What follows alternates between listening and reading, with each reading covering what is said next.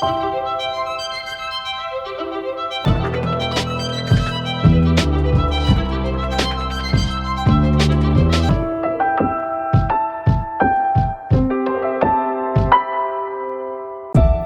I want you for a moment to imagine picking up a couple of newspapers and reading headlines.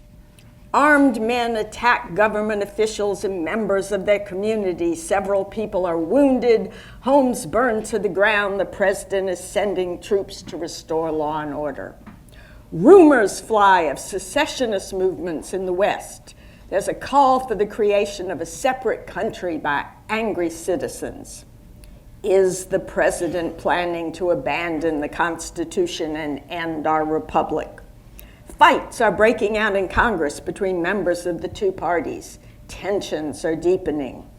Accusations of embezzlement and other crimes continue against a high-ranking member of the president's cabinet. An investigation is likely. American diplomats are insulted by a foreign government. Talks with them break down. The diplomats return home, and the president calls for war preparations. The federal government passes new, tighter regulations on immigration and naturalization. The president and Congress, citing dangerous false reporting in newspapers, or as we would call it, fake news, enact laws cracking down on editors. Shocked anti-administration leaders declare the law unconstitutional. There are threats of nullification and warnings that bloodshed will arise. And finally, election deadlock develops in presidential election. Now you might think, oh, these must be stories from the New York Times or the Washington Post or MSNBC or Fox News. No, these come from the front pages, or as Law and Order is fond of saying, torn from the headlines of the Aurora, the Timepiece, the Independent Chronicle, and the Sentinel. And they were all published in the 1790s. Welcome to one of the most tumultuous, conflict-ridden, and crisis-driven decades in all of American history. I want to talk to you today about just one of these conflicts and crises. I could have picked any number of them. I could have picked, the Whiskey Rebellion, which was an uprising of Western Pennsylvania farmers who announced that the federal government had absolutely no power to tax anybody, and who raised an army of several thousand people and went through 4 counties of Pennsylvania, rioting, harassing local citizens, tarring and feathering revenue collectors, firing on them, burning their homes down, until finally Washington organized a militia army of 13,000 men, more than he had ever commanded in the American Revolution, to march to Pennsylvania. Hearing this, the rebellion ended rather quickly. Or I could have talked to you about Edmond Genet, the Genet affair, the 26-year-old zealot from France who was under orders by the French revolutionary government to turn America into a satellite of France. He was supposed to come over, and he did, and demand that France had the exclusive rights to launch privateers from American ports against the British Navy, and he put in French admiralty courts to handle the prizes that were brought in, despite the fact that he was on the sovereign American land when he did it. He was finally recalled. Or I could talk about the quasi-war with France that came after the famous XYZ affair that I bet you have heard of. John Adams, who, bless his heart, I really love him, but he was really a bad president. He had the political instincts of, I don't know, a snail. And he sent to negotiate with France in the midst of rising tensions between the two countries in 1797. He sent 3 babes in the woods, men who had no diplomatic experience at all, John Marshall, Charles Pinckney, and the most irascible human being in politics at the time. I don't want to arouse anyone's current political feelings, but he really was the Ted Cruz of the 1790s. No one liked him, no one except John Adams. John Adams was his only friend, and John Adams insisted that Elbridge Gerry be included in this three-man commission. Henry Knox went to Adams. He said, "That's a great idea if you want to ensure failure, because this irascible, argumentative, self-centered guy is not going to play well with others." He turned out to be right, and the commission came home with its tails between its legs. Or I could even talk about the 36 ballots it took to get a president elected in 1800. But I'm not going to. Today, I'm going to talk to you about the Alien and Sedition Acts. In part, really because the characters involved in it are hilarious. I know you don't immediately think of attempts to suppress dissent as hilarious, but let me clear this up. The Federalists were in control of the government in the 1790s, and they managed to shoot themselves in the foot with the most extraordinary set of 4 pieces of legislation certain to turn the American public against them. Why did they do this? They did it because for a brief moment, John Adams, again, bless his heart, was enjoying an enormous popularity because he had stood firm against the French insult to the American diplomats. It was the summer of 1798, and the Federalists sat down and said, now is the time to strike. And who were they going to strike against? The opposition party of the Jeffersonian Republicans. It's now time to, if not destroy, at least curtail the expansion of this anti-administration party. The party had begun in the South. It was a Southern sectional party made up of agriculturalists, that's a polite way of saying plantation owners, who as soon as they saw Hamilton's report on public credit in 1791 said, this man is planning to make the arc of American economic development favor commerce, trade, and banks. Jefferson hated banks. I mean, seriously hated banks. He wanted to make sure that every bank in America was destroyed. He made Andrew Jackson look mild. James Madison, who had been a nationalist, who had sided with the people who called themselves Federalists, who with Alexander Hamilton had really brought about the Philadelphia Convention that wrote the Constitution, now returned to his Virginia roots and became a member of this anti-administration group. By 1797, that group was very well organized into a political party. And worse than that, it had begun to make inroads into Pennsylvania and even New England. Pennsylvania had a lot of Irish immigrants who hated the English, and the Jeffersonians did a lot of propaganda about how the Federalists were, as they called them, monocrats, or my favorite term that Jefferson used, guilty of allomancy.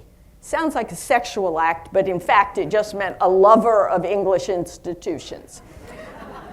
So they had won over Irish immigrants and German immigrants who largely were farmers and also had some hostility to banks and to trade and commerce. Pennsylvania was falling, believe it or not, to the Jeffersonians.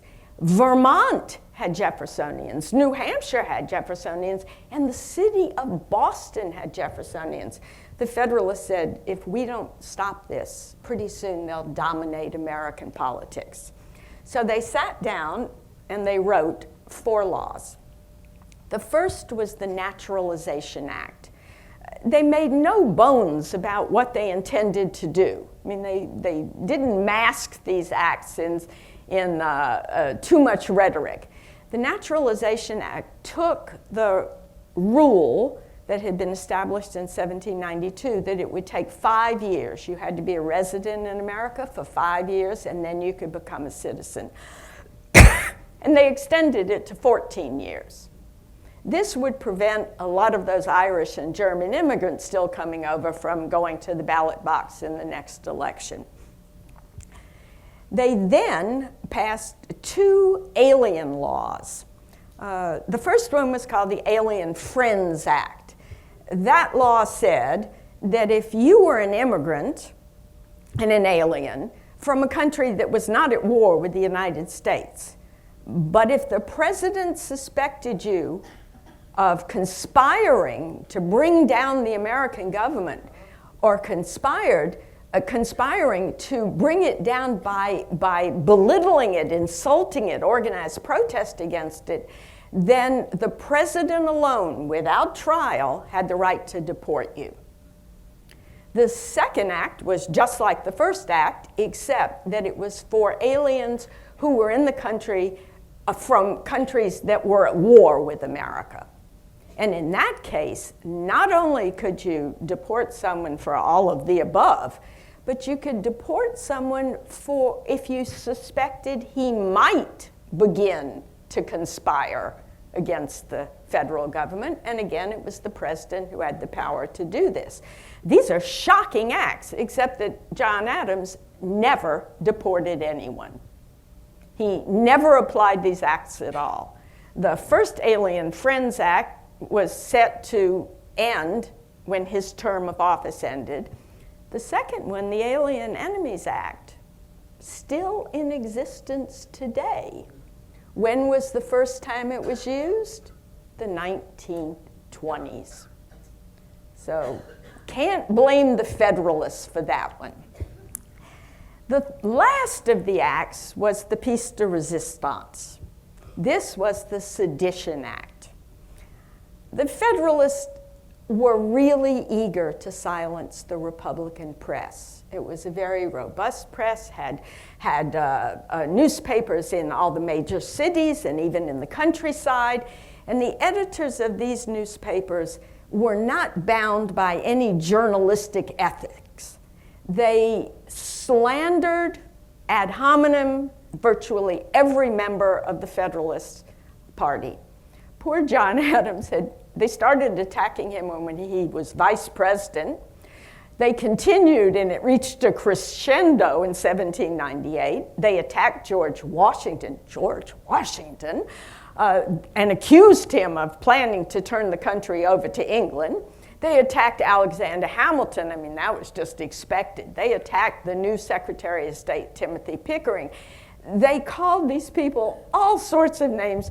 Let me see if I can remember some of the ones. Adams, a repulsive pedant, a stooge of Great Britain, a querulous, toothless, fat old man. Adams really was just beleaguered by these men, and so he eagerly signed this Sedition Act.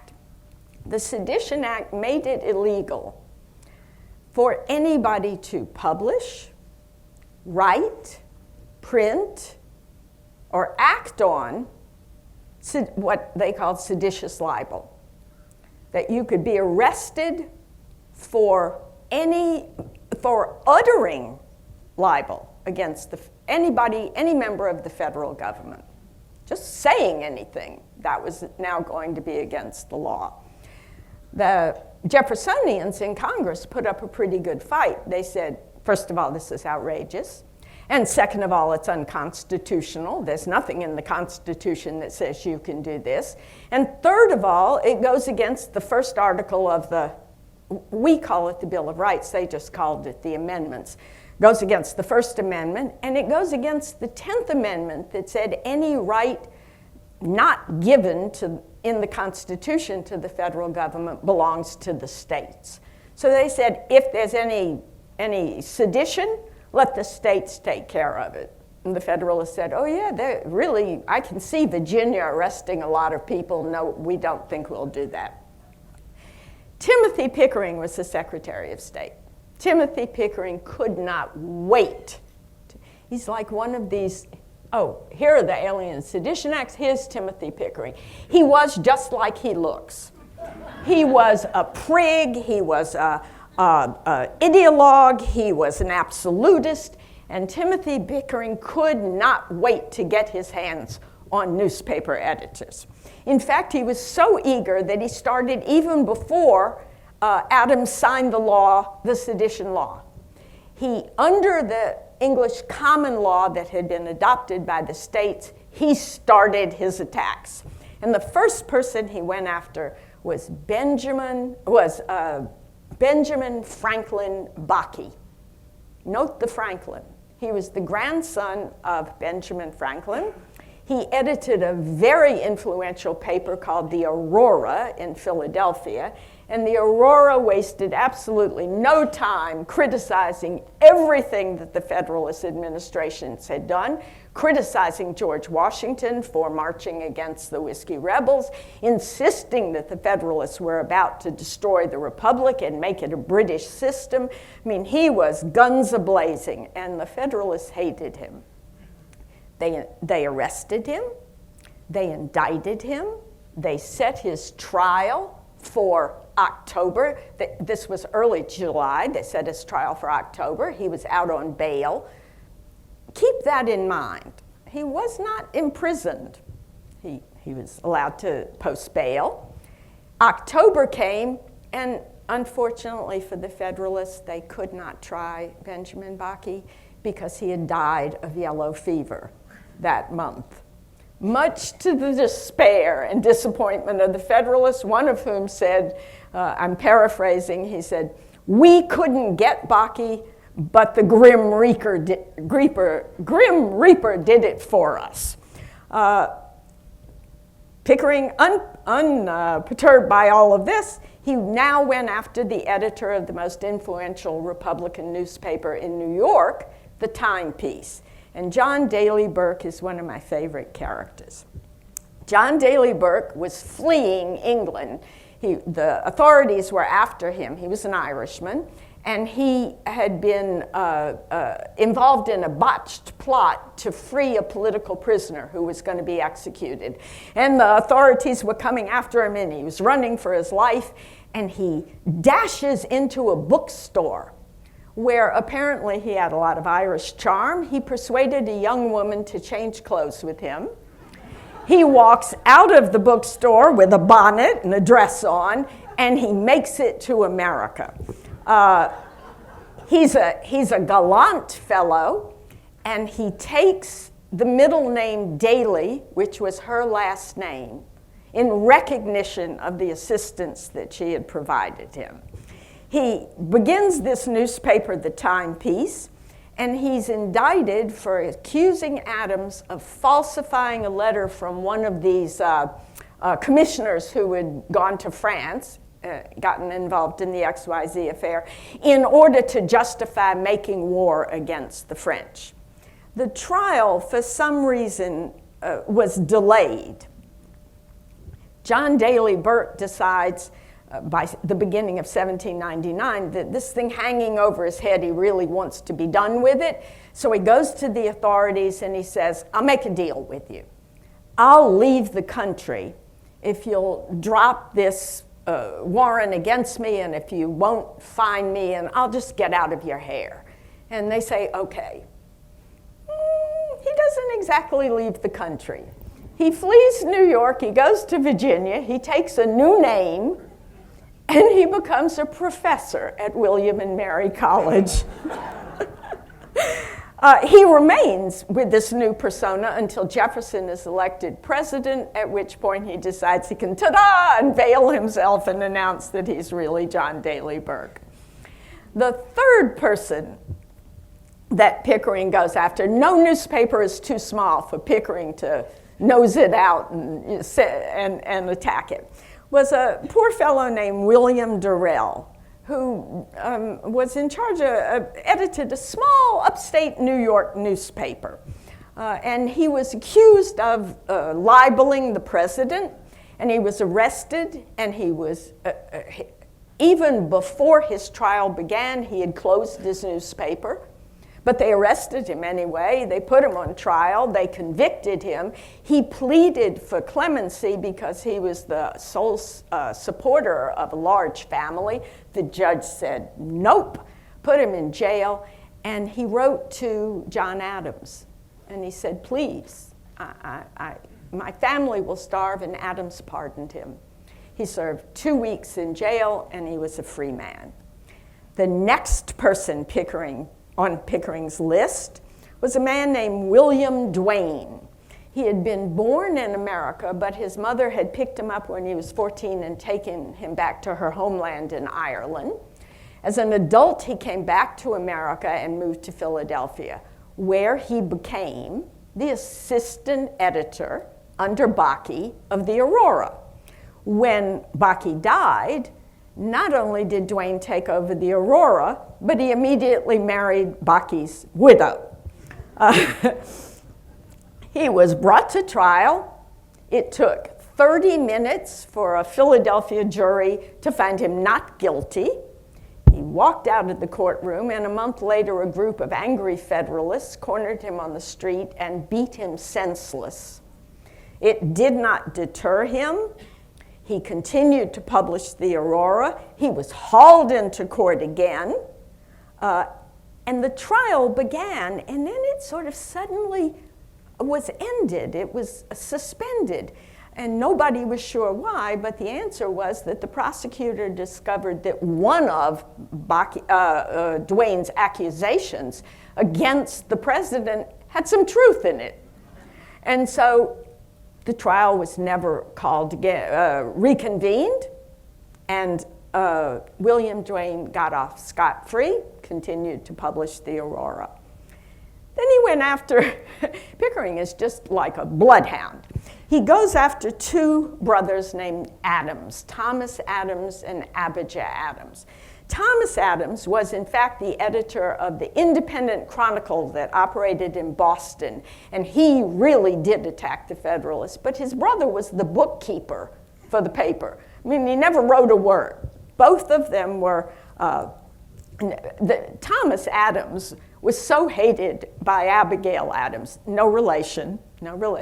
She called him the spawn of Satan.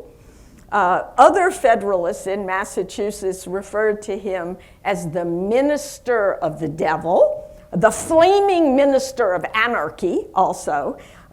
He was indicted.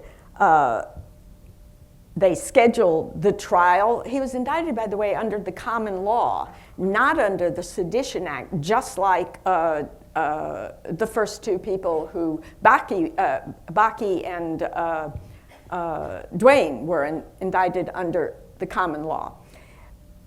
The trial came around, and Thomas Adams was on his deathbed, and he never appeared in court.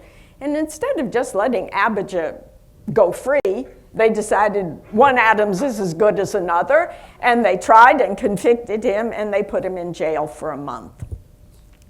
They so hated Thomas Adams, by the way, that they got him driven out of the volunteer firefighters of Boston.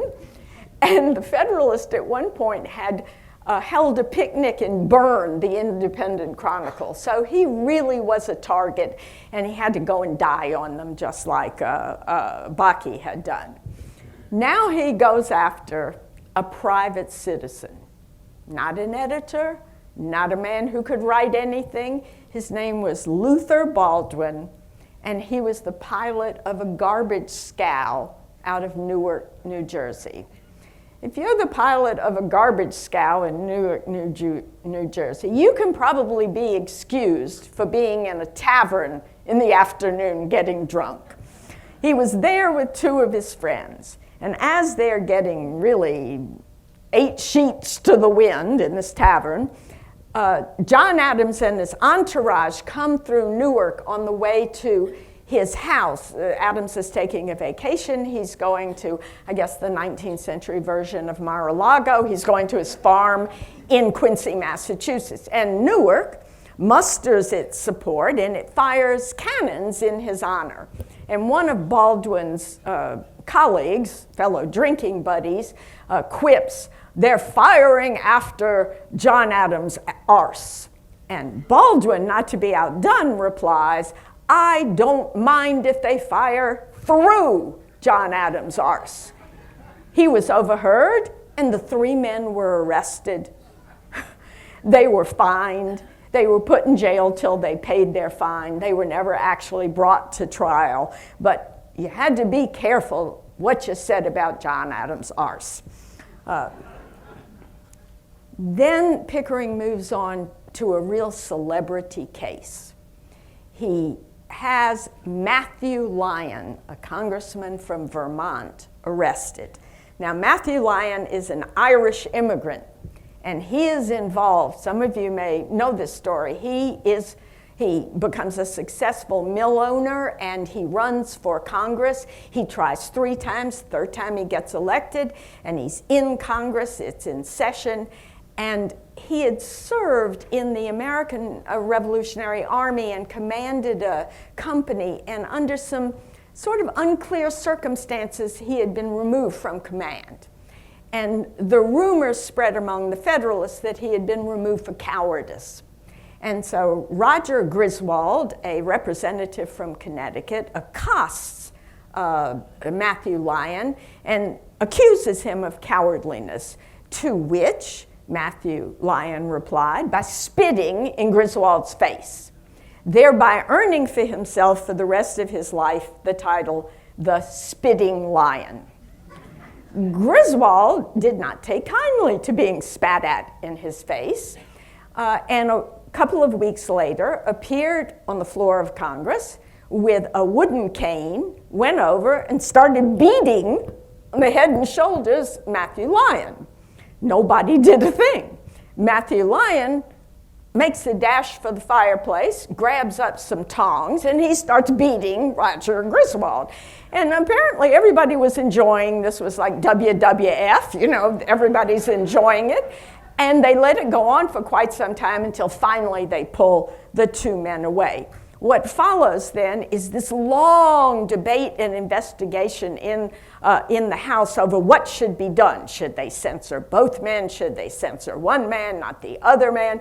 And in the end, after literally months of debating this, it's just like a faculty meeting, debating this, they decide to do nothing. However, Timothy Pickering is on the scene. When Congress isn't in session, the Spitting Lion in Vermont runs a small newspaper, and he reprints a poem by a Jeffersonian poet, Joel Barlow, that has as its theme that Adams has trumped up this war that he wants to have with France. So right away they go in and they indict Matthew Lyon. He defends himself, which is a big mistake. He's convicted, and he's given 4 months in jail. While he's in jail, he continues to write editorials against the federal government, and he plans his re-election campaign. No lack of self-confidence there. Well, he was right. When he comes out of prison 4 months later, the residents of his small town hold a parade for him, and he is elected to Congress again. They issue a new warrant against him on another charge, but he's now in Congress in Philadelphia, and they can't execute the warrant because he's protected as a member of Congress. But he understands he's in trouble. So when Congress adjourns, he flees to Kentucky. What does he do in Kentucky? He runs for Congress, and he is elected from Kentucky. You can imagine Timothy Pickering growing more and more distraught by all of this. He goes after an itinerant philosopher next. I would love to have met an itinerant philosopher who travels around Massachusetts speaking against the government, and he is arrested finally and charged with inciting the residents of Dedham, Massachusetts for building a Liberty Pole. That's not actually what got him in trouble. What got him in trouble was the banner that he put on the Liberty Pole that said, "No Stamp Act," a reference to the Revolution, "no Alien Acts, no Sedition Acts, and death to American tyrants." He was arrested, he was convicted, and Timothy Pickering had the satisfaction of seeing him put in jail for several months. This was small potatoes. Now comes the climax, the two big trials. These are the biggies. Thomas Cooper, who was an avowed English Jacobin who opposed the Church of England. He had fled to America for refuge. He had gone to Pennsylvania, to those back counties where the Whiskey Rebellion had taken place. And he edits a small newspaper that may be small in size, but is really quite virulent against the federal government. He calls John Adams a power-mad despot. John Fenno, who's the editor of a Federalist newspaper, tries to embarrass him by doing some investigative reporting, and he digs up that Cooper had applied to John Adams for a job in his government. And Cooper is undisturbed by this. He says, that was before he became a tyrant. It's okay, that was before he became a despot. He's finally arrested and indicted, and he decides to defend himself, just as unsuccessfully Matthew Lyon had. He does an extraordinary thing. The man has, in my family, it would be called chutzpah. He has real nerve. He demands that the Chief Justice Samuel Chase, who is a whole nother story and another piece of work, he demands that he subpoena the president, Timothy Pickering, and a member of Congress. Of course, this demand is denied. He's convicted. He gets 6 months in jail. He's convicted in less than an hour. On his release, he moves to New York, and he immediately files a complaint. He wants Alexander Hamilton arrested for sedition. So it's not like he really was silenced. The next big target was the biggest target of all, and this is James Callender. James Callender was indicted in England for sedition, and he fled to Philadelphia. There he got a job recording the debates that took place in the House. The Senate met in secret, but the House had opened up their debates to the public, and the newspapers came in and recorded what was said and published it as a public service in their presses. He knew, therefore, about these plans for the Alien and Sedition Acts. He had heard all the debates, and he very cleverly became a citizen so that he couldn't be deported. He took care of that. In 1797, it was James Callender, bless his heart, who exposed the Alexander Hamilton affair with Maria Reynolds. Does everybody know about this? Okay. You know what Hamilton does afterwards? I just love this part of the story. Hamilton, to make it up to his wife, Eliza, I would rap this, but I'm not really very good at that. He builds her this large house called the Grange. And I always think it's a little bit like Kobe Bryant, who when he was caught cheating, bought his wife this giant diamond ring that I always pictured two eunuchs had to carry her arm around, right? So Hamilton, this making it up to your wife with something big is as old as the United States. Callender flees to Virginia. He knows his number's up, and he flees to Virginia, where he is welcomed with open arms by Thomas Jefferson and his fellow Republican George Mason. He writes a splendid campaign pamphlet for Thomas Jefferson, in which he lambasts Adams. He's arrested then in Virginia. He's convicted, and he's given a 6-month sentence. By the time he gets out, Jefferson is president, and he immediately asks Jefferson for a job. He figures the president owed it to him. Jefferson now is being a little careful, and he really doesn't want to antagonize people, so he says no. Callender then turns around, and in Virginia, he publishes an expose of Thomas Jefferson and his slave mistress, Sally Hemings. So now he's alienated everybody. He's persona non grata. He can't get a job, and he becomes an alcoholic. I find what happens to him very suspicious. In sometimes I fantasize about writing a murder mystery, a spy novel or something set in the 18th century, and I think this would be a perfect one. He is spotted in 1803, stumbling drunk, walking down the street, and the next thing you know, he's drowned in the James River. It's called an accidental suicide, right? An accident, but I'm not so sure. I think maybe this deserves a little investigation.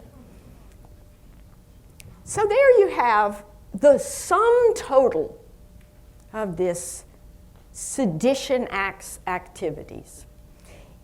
In all, 21 people were arrested. 4 of them under the common law, not under the Sedition Act. 17 were indicted.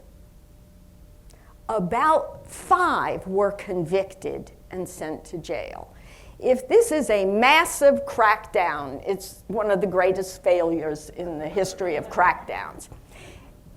Why were the Federalists so incapable of really silencing the Republican press? Because they were really law and order guys. Because they really believed in due process. And so they always indicted, let them get off on bail, allowed them when they were in prison to free rein to write screeds against the Federalists. They were incapable of doing what the French revolutionary government did so well, as John Marshall saw when he was negotiating or trying to negotiate in France. They executed the editors. They destroyed the presses, physically destroyed the presses, and they censored all publications before they were allowed to appear. The American Federalists simply could not do anything like that. They really believed in due process.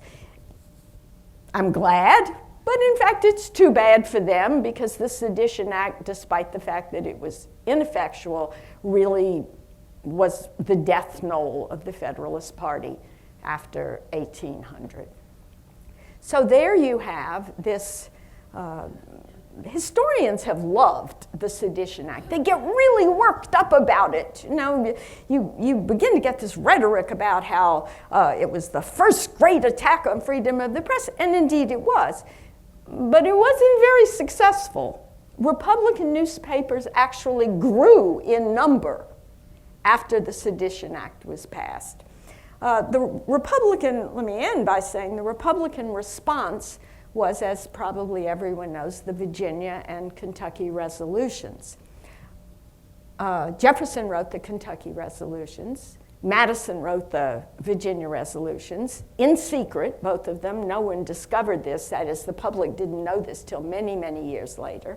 And these resolutions were a series of statements about why the Alien and Sedition Acts and the Naturalization Act, and by the way, the Bank of the United States, were unconstitutional. They introduced into American politics the term nullification, secession, and bloodshed in the name of states' rights. But that's another story for another day.